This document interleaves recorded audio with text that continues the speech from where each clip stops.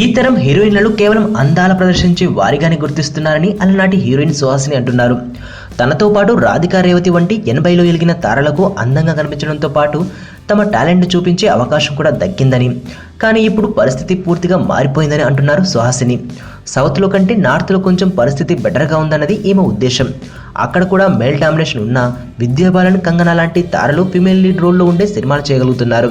కానీ ఇక్కడ అలాంటి సినిమాలు చాలా తక్కువగా వస్తున్నాయని చెప్పారు సుహాసిని. మెల్లగా హీరోయిన్స్ కూడా ఎక్స్పోజింగ్కే పరిమితమైపోయే పాత్రలకి అలవాటు పడిపోతున్నారని చెప్పారు ఆమె. ఇదిలా ఉంటే కమల్ హాసన్ గురించి ఓ సీక్రెట్ పంచుకున్నారు సుహాసిని. కమల్ హాసన్, సుహాసిని బంధువులే. విశ్వ నటుడు ఈమెకు బాబాయ్. ఈ ఏజ్లోనూ సినిమాల్లో హీరోయిన్లతో ఆన్ స్క్రీన్ కెమిస్ట్రీ పండించే కమల్ నిజ జీవితంలో మాత్రం ఆడవాళ్ళంటే మహా సిగ్గుపడతారట. ఆ విషయం స్వయంగా సుహాసిని చెప్పింది. ఆడవారి కళలో కూడా కమల్ బాబాయ్ ఎప్పుడు చూడరు. ఎవరైనా ఆయన ఇంటికి వెళ్ళినా సరే పలకరింపులు అయిపోగానే అక్కడి నుండి వెళ్ళిపోతారు కమల్ అంటూ బాబాయ్కి సంబంధించిన ఓ పెద్ద సీక్రెట్ చెప్పేశారు సుహాసిని.